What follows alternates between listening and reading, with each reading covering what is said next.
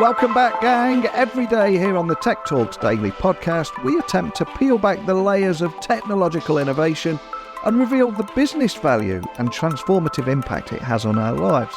I'm your host, Neil C. Hughes, and today I've got an incredibly enlightening episode for you because I want to dive into an area that is both crucial and extremely underrepresented. We keep hearing about the cybersecurity skills gap. And cybersecurity education for our young generation has never been more important. So today, I've invited Aviv Cohen, CMO of a cybersecurity unicorn called Pentera. And he's also the mastermind behind the Amazon #1 bestseller, Castle Defenders: What Do Cyber Parents Do? And this book serves as an intriguing lens through which kids and their parents can understand the complex world of cybersecurity. And I think it's so important, especially amidst the rising cybersecurity threats targeting even our schools. So for those reasons alone, this conversation could not be more timely. And as we are right in the heart of the holiday season where we're all going to be opening gifts that ask for our Wi-Fi password, I'm genuinely looking forward to this conversation and the help that this book can bring to families over the holiday season. But enough from me. Buckle up and hold on tight because it's time for me to beam your ears all the way to Tel Aviv, where today's guest is waiting to join us. So a massive warm welcome to the show. Can you tell everyone listening a little about who you are and what you do? Thank you, Neil. My name is Aviv Cohen. I lead marketing at Pentera.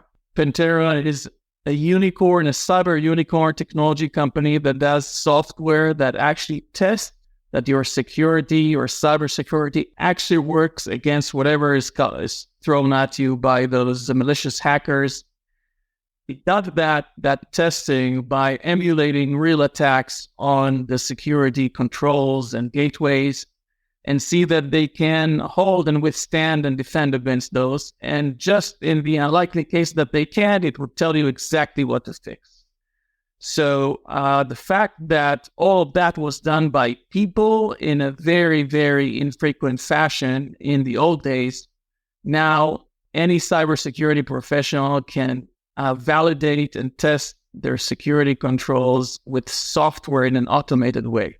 And I'd love to chat with you for almost an entire episode about Pentera and the great work that you're doing there. But one of the reasons I invited you on the podcast today is we're hearing a lot about the cybersecurity skills shortage, how we can get a new generation of people interested and want to come into the industry. And this is what led me to you, because you've created a children's book focused on cybersecurity. So I've got to ask, what was the inspiration behind creating a book focused on cybersecurity? And was there a specific incident or just realization that led Pentera to believe that, hey, cybersecurity education should start at a much, much younger age? There's got to be a story there, right? There's always a story. There's always the story behind the book. So, the first reason I wrote the story is basically out of respect. I chatted with one of the chief information security officer in our customer base, and we began talking about friends and family and kids that we both have, and kind of said, "Well, do your kids understand what you do?" And he said, "No, mine don't." I said, "Mine neither." And, say, my parents, the best you can hope, my parents works in computers, or I don't know, my dad does something boring. That's the best case. The other thing is just, they simply don't know. And we said, they should know. They should know. And actually they should look up to us and appreciate us. And out of respect and being part of the community, I kind of said, you know what, let's give it a shot. Let's have fun. Let's write a book. And let's think how to tell, being a marketeer, part of my profession is how to tell a complex technical story in a simple way. Okay? So I said, okay, it can be done. It can be done. We will explain everything to a 5-year-old through a story. Challenge accepted. And I went about with my great team and a writer named Dana Mestiani on my marketing team to go about and put this together. So out of respect and involvement, that was the actual point where the book was born. Then we kind of began asking people questions, and we said, okay, do kids really understand cyber and relate to cyber? Well, maybe in the university. And we said exactly what you said. It has to start literacy. Cyber literacy has to start in the younger age, especially now, where they use all these devices and there's all those risks out there. So we'll say two birds in one stone. So first of all, we'll honor our client base. And secondly, we'll help with this education mission. And also, last but not least, is online internet safety for kids. A lot of people pretend to be something they're not. And, there's the cyber domain and the physical domain. In the physical domain, we say, don't talk to strangers, don't walk with strangers from young age. In the cyber domain, some of the parents don't have these talks about don't give out your password, don't give out your details. In fact, they themselves turn to be like phishing victims. So we kind of realized we need to take care of that too. And that's also part of the book. And as someone that spends far too long on Reddit and that subreddit of explain it to me like I'm 5, I just love how you're able to balance complexity and simplicity. And cybersecurity is an incredibly complex field, as we both know. So I've got to ask, how did you manage to distill these intricate concepts into a format that is not only digestible for children, but also engaging? Because it's quite a tricky balance, isn't it, to get both of those done? Indeed. So the book, the main theme is something, children can see in cartoons and such. Prince and Princess, all the fairy tales about the castle. So the castle, analogous to, let's say, the enterprise that you need to protect, and protecting a castle, and them actually with the book becoming the knights protecting and helping their parents protect the castle, was the main theme of the story. One of the founder actually of Palo Alto once said, when he had to explain cybersecurity really easy, it was like as easy as it gets. It's like a gate that enables people that are allowed to go in and those who don't to stay out. Said, okay, that's pretty simple. So the castle has a gate. But then we wanted to have a bit more of the concepts of, well, more than one gate, really. And maybe they're already in, so you need to do some incident detection and response. And we actually went throughout the book through the full life cycle of prevention, detection, response, recovery. And it's all through a story of the castle. That's how the book kind of comes together. I want to say it's the first and only book I wrote. And it's not that I had an idea of, here's the recipe. So we took us 3-4 months. We did use advisors like children psychologists and educators to help us. We did do a beta, us technology guys. We never released something out without like a beta group to test the response, to a few influencers to get some feedback. And after this beta test, I would say the beta test was like a true success. Like people were all over us in terms of, wow, finally, we got all this. Finally, there's something, it was so missing. I've never had something like that. Well, that really drove us forward. And we said, okay, let's press print on the printer. Let's put a package of pages. I'm just talking like metaphorically. Let's print thousands of copies and put them in hands of security professionals and others. And people just say like, some buy it, some just ask for more. And it seems that without, with good intentions, but no expectations to meet any specific goal, the book, in terms of reception, did exceed any expectation I personally had. And for me, it comes at a real timely moment because we're just entering the holiday season. A lot of people are going to be exchanging gifts. And most of those gifts that people are going to be unwrapping, in particular children, they're going to come with an always connected internet connection. Almost everything asks for your Wi-Fi password, and the weakest point of any network is the weakest device there. And the book is designed as a resource for cybersecurity professional parents. So for any parents listening, how do you envision parents using this book as a tool to maybe better communicate their roles to their children? And do you have any tips for parents who are not in the cybersecurity field, who just want to educate their children about it and all those different devices that they might own that are connected to the internet and the dangers that might be around them? Indeed. Although the book was written for cybersecurity professionals to read to their kids, I think it's for any parents to educate their kids against, I would say 5 to 12 years old is like where it would hit the spot.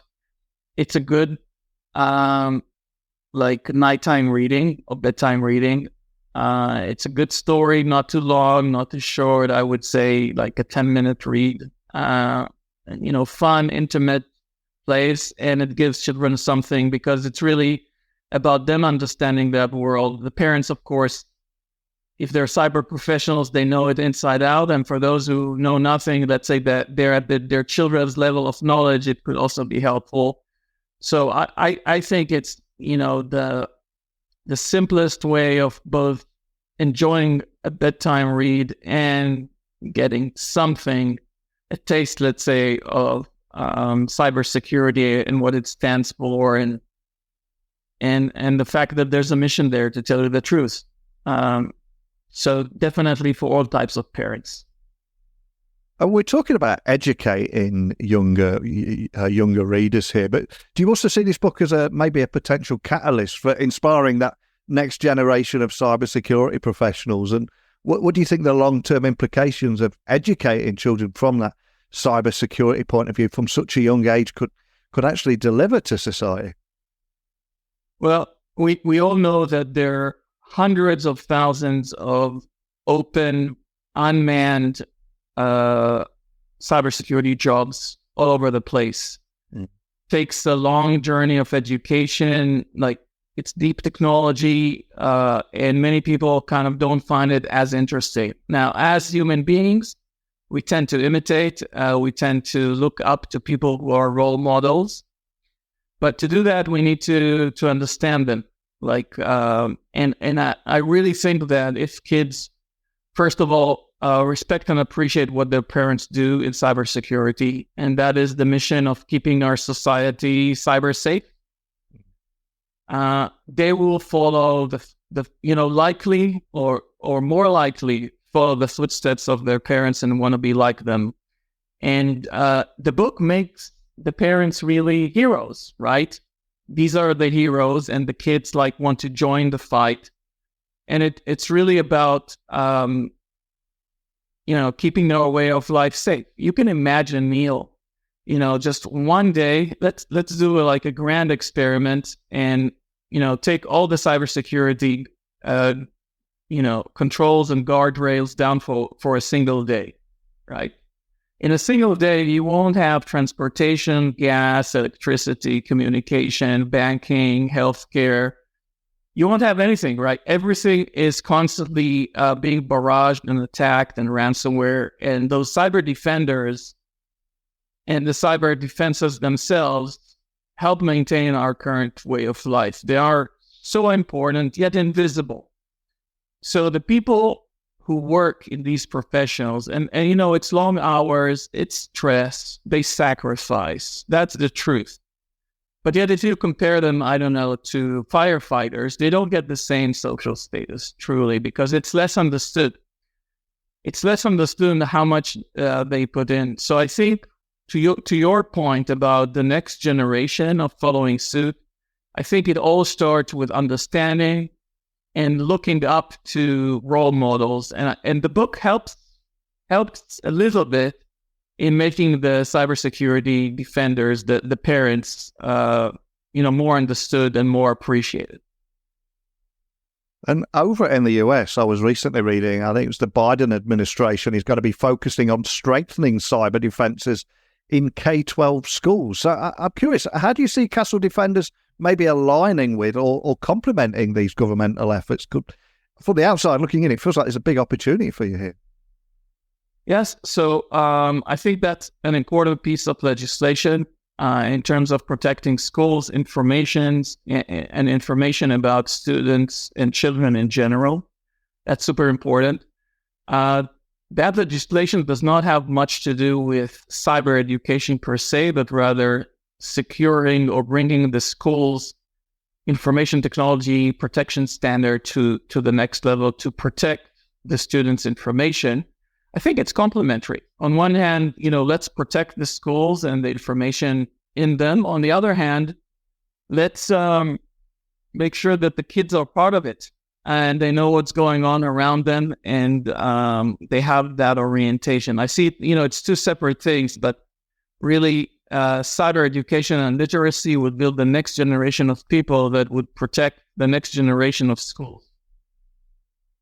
100%. And I've also got to congratulate you. Of course, the book has become a Amazon #1 bestseller, which is a significant achievement on its own. But if we look beyond those sales numbers, I'm curious, how do you at Pentera measure the success of this initiative? Are there plans to track its educational impact over time?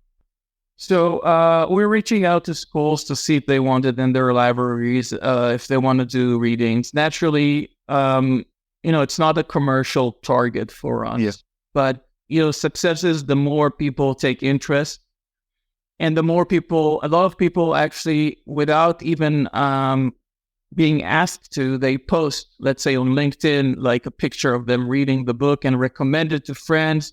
There's an element of word of mouth.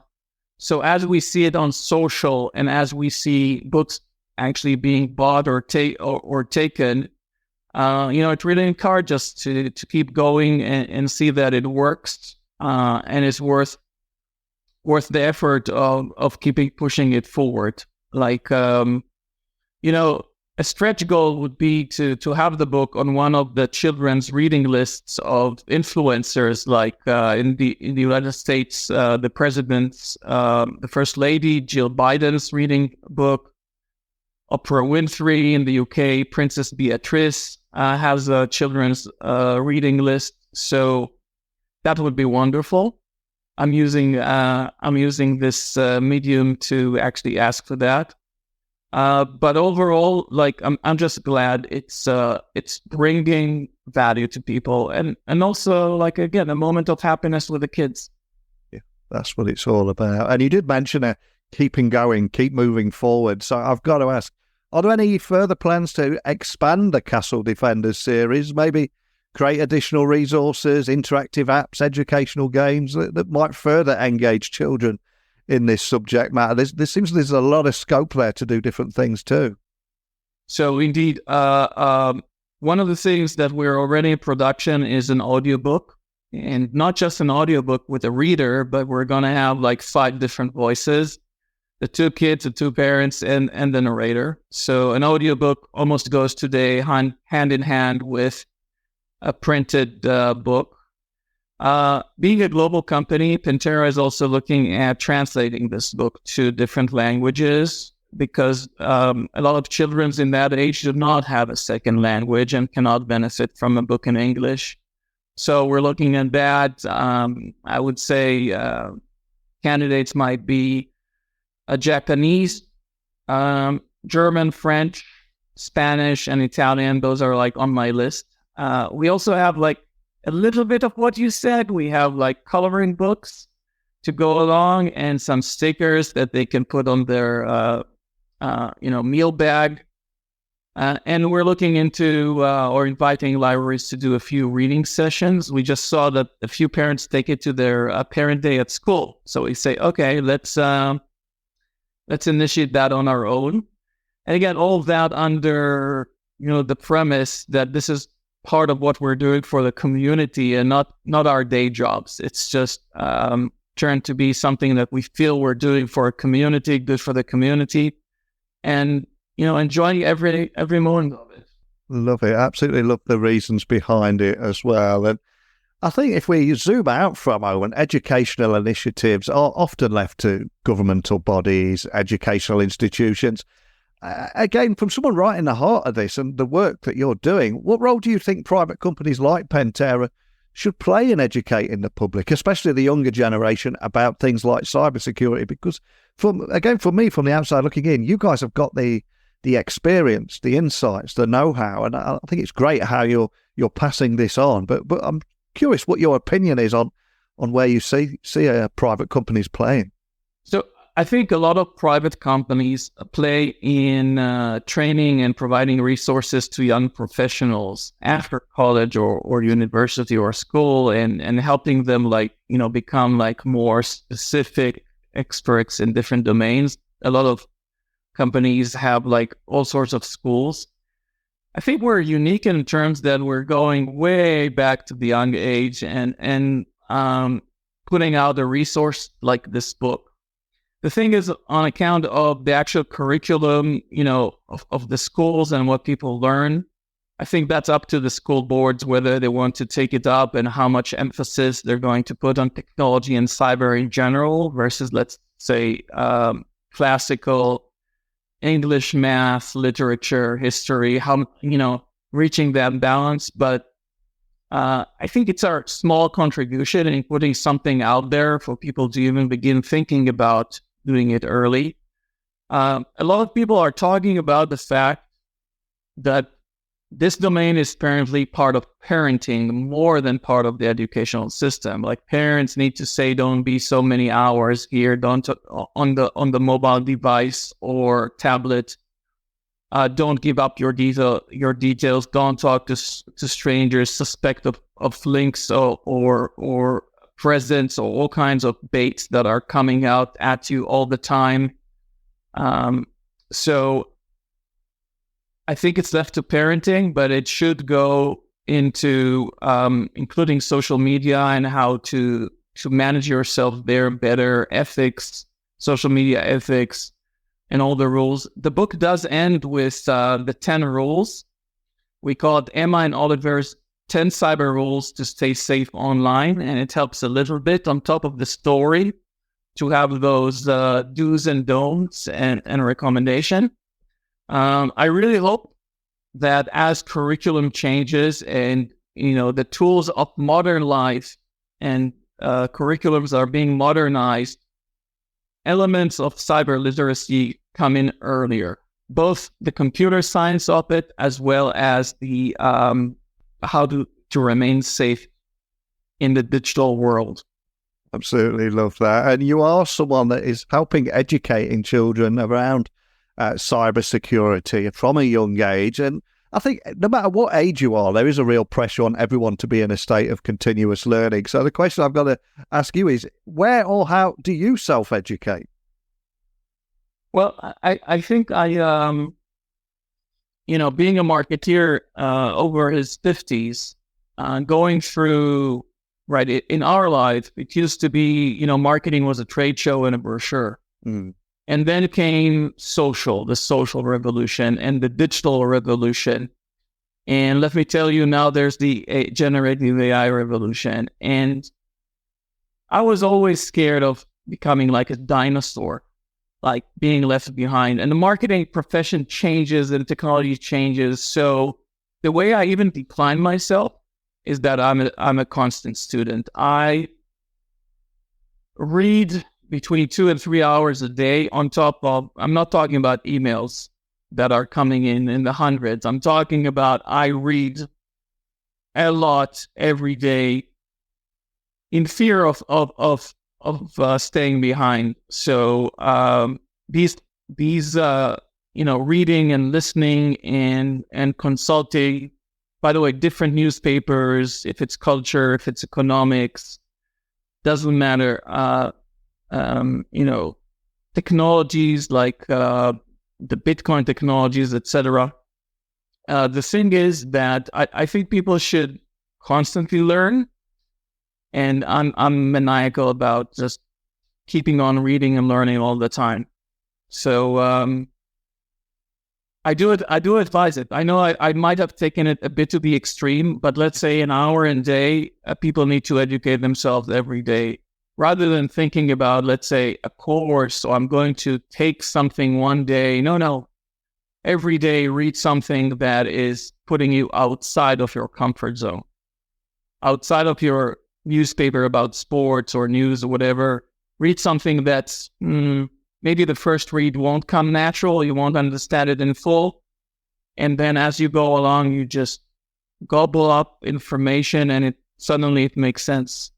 I think that's a beautiful moment to end our podcast episode today. But before I let you go, for anybody listening wanting to find out more about Pentera's cybersecurity book for children, Castle Defenders, what do cyber parents do? And equally, I want to find out more information about the work you might be doing at Pentera and explore some of the things that you can do and how you can help businesses there.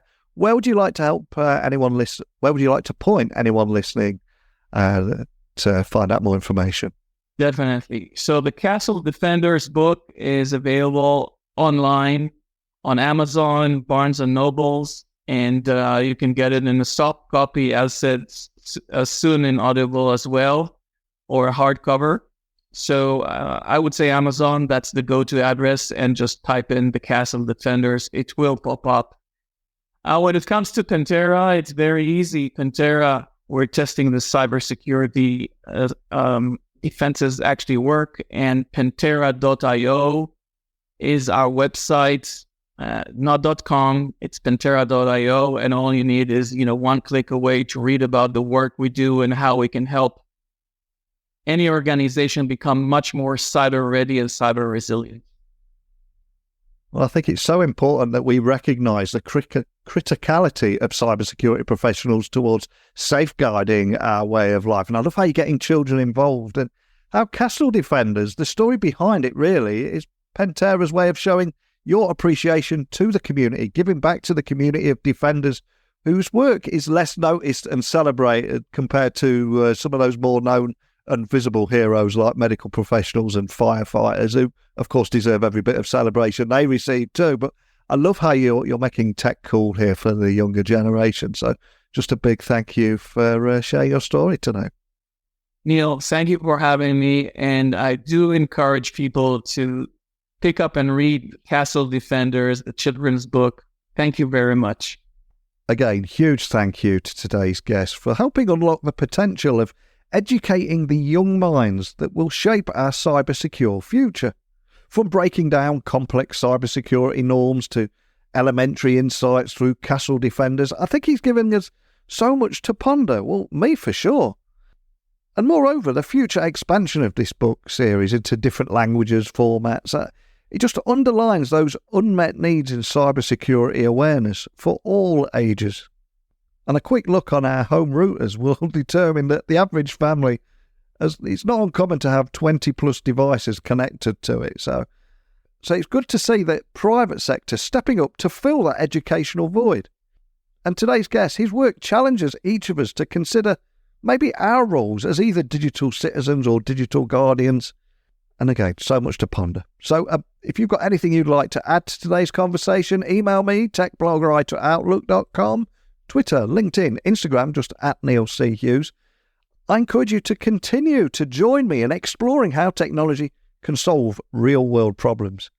So hopefully that's enough to get you to join me again for tomorrow's episode. Hit that subscribe button and we'll do it all again. Demystify that technological landscape, one interview at a time.